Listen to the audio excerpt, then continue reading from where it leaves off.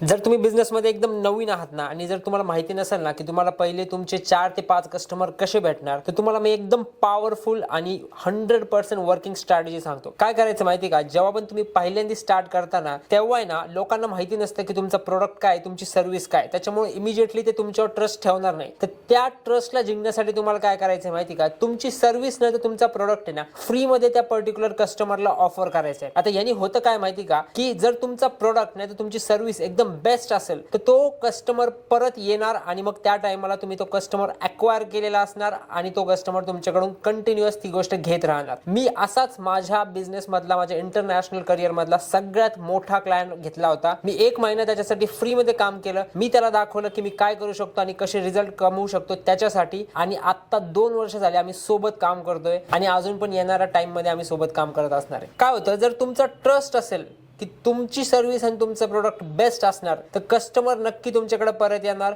आणि ही एक best strategy आहे जर तुम्हाला पहिले 5-6 कस्टमर कमवायचे असतील. नंतर ऑफकोर्स वर्ड ऑफ माउथनी तुमची पब्लिसिटी होणार, मार्केटिंगनी तुम्ही अजून कस्टमर घेणार.